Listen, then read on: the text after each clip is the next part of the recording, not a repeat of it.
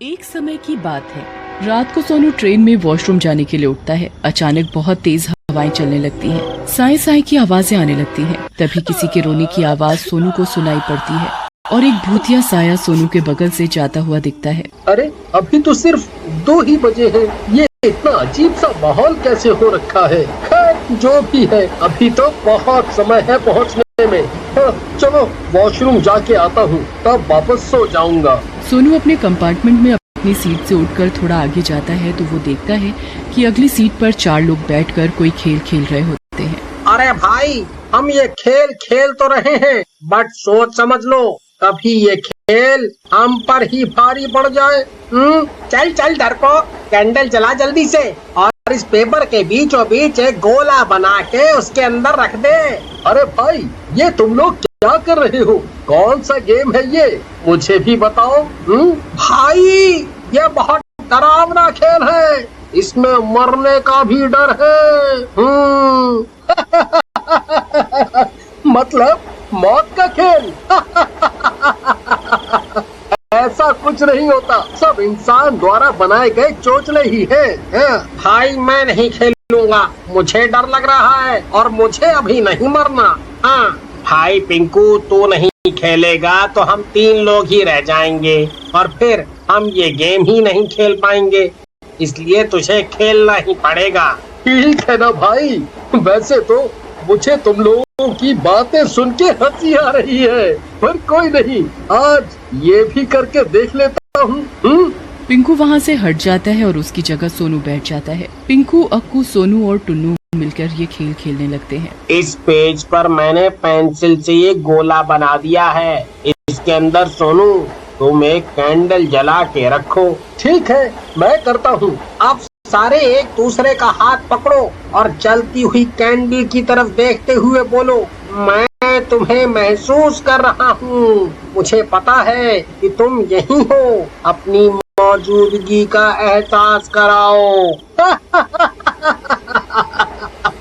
ये क्या बकवास है, खुद से ही कुछ भी।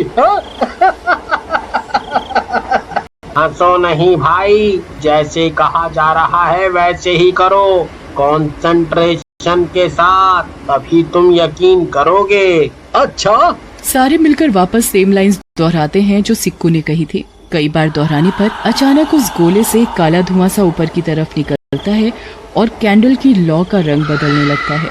देखो भाई, लौ का रंग बदल गया। तुम लोग सच में पागल हो चुके हो, आग का भी भला कभी रंग बदलता है क्या?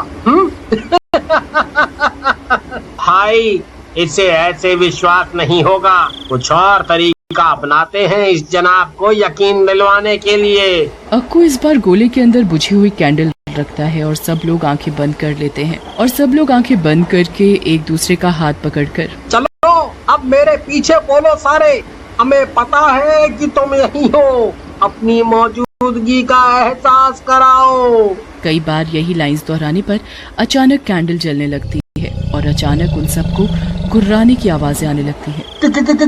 कौन है यहाँ? तुम में से कौन ये आवाजें निकाल रहा है? ये आवाजें हम नहीं निकाल रहे थे, ये वही आत्मा की आवाज है जिसे हम बुला रहे थे। अब तुम्हें यकीन हुआ या अभी भी हंसोगे? मुझे पता है, तुम में से ही किसी ने कैंडल जलाई है जब मेरी आंखें बंद थी, और ये जरूर पिंकू भाई ने आवाज निकाली होगी। बेटा, हमें पता है तुम डर चुके हो और मान नहीं रहे हो।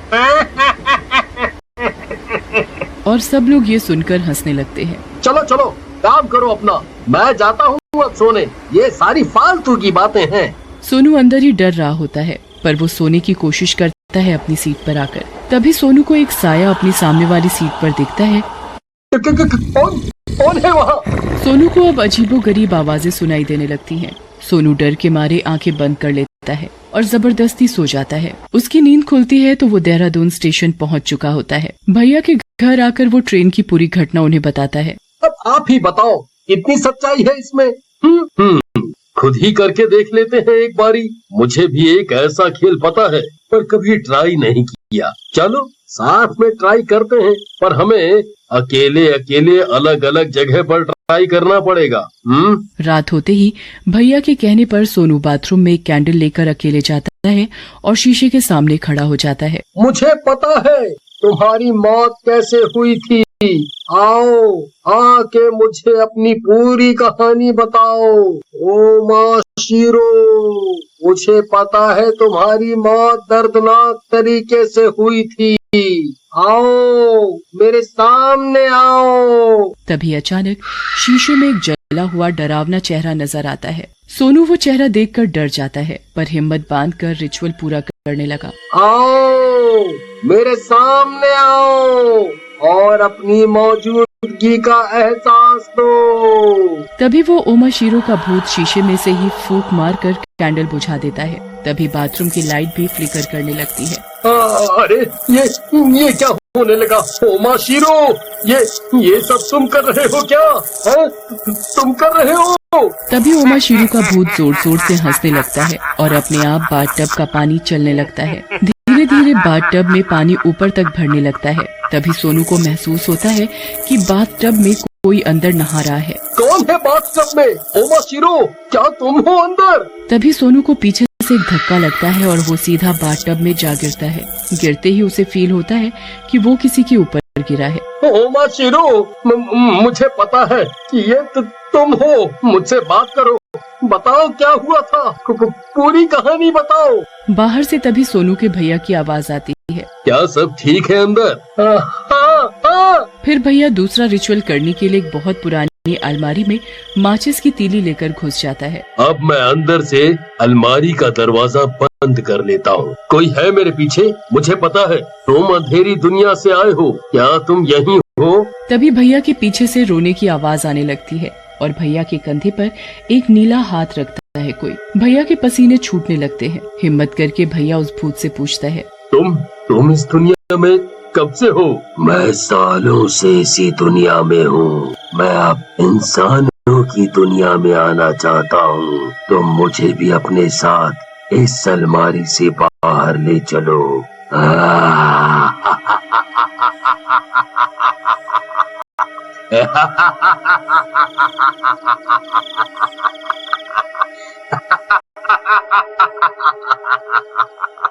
तभी सामानों के गिरने की तेज आवाजें आने लगती हैं। चीजें अपने आप हवा में उड़ने लगती हैं। जोर जोर से हंसने की आवाजें आने लगती हैं।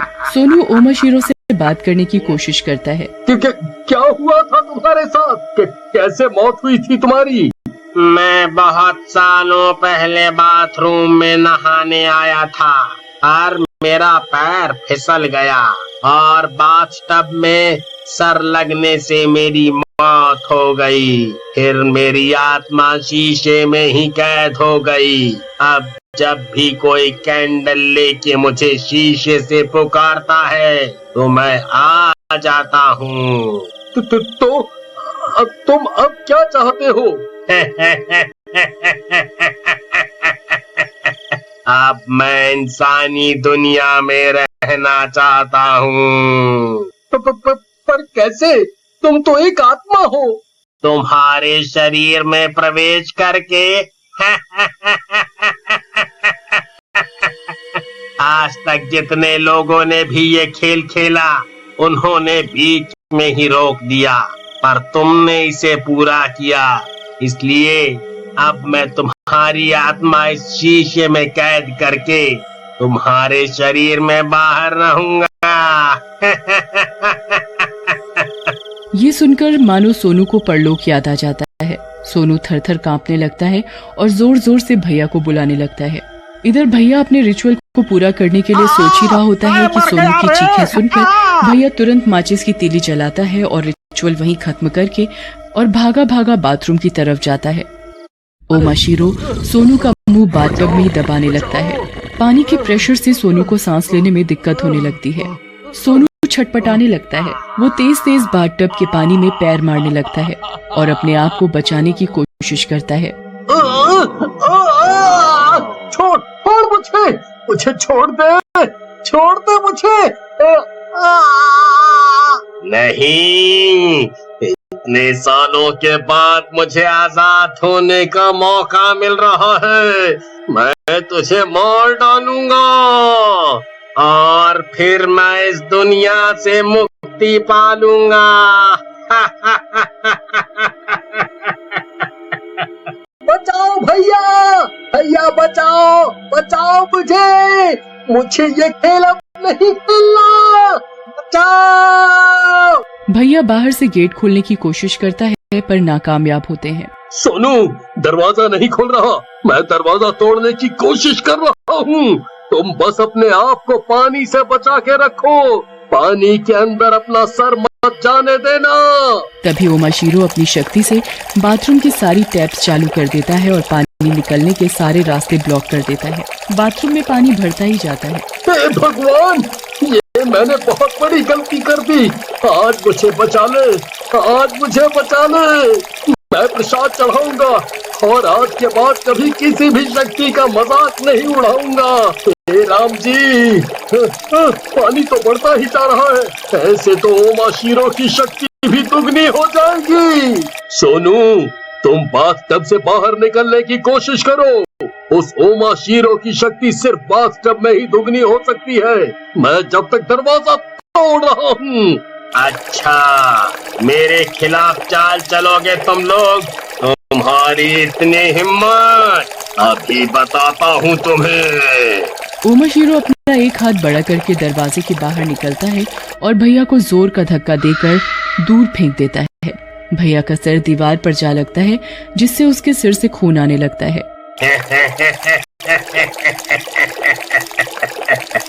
अब मुझे आजाद होने से कोई नहीं रोक सकता।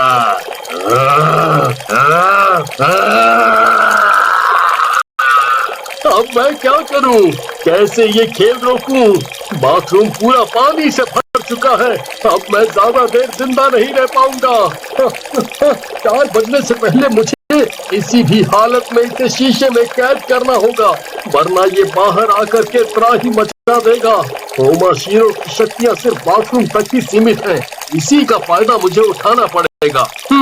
इधर भैया भी हिम्मत करके उठ जाता है और हथौड़े से बाथरूम का गेट तोड़ देता है, जिससे बाथरूम का सारा पानी बाहर आ जाता है। फिर सोनू वापस कैंडल जलाकर शीशे पर रखकर कहता है, ओमाशीरो, तुम अब शीशे में जाने वाले हो। मुझे पता है अब तुम शीशे में वापस कैद होने वाले हो। नहीं, मुझे वापस कैद नहीं होना। मुझे कमांड नहीं दो वापस जाने का। तुम्हें जाना ही होगा। जाओ, वापस जाओ। और फिर शीशा ओमाशीरो के भूत को अपने अंदर खींच लेता है। चिल्लाता हुआ ओमाशीरो वापस कैद हो जाता है। तुरंत सोनू फूंक मारकर कैंडल बुझा देता है और इस तरह ये मौत का खेल खत्म होता है।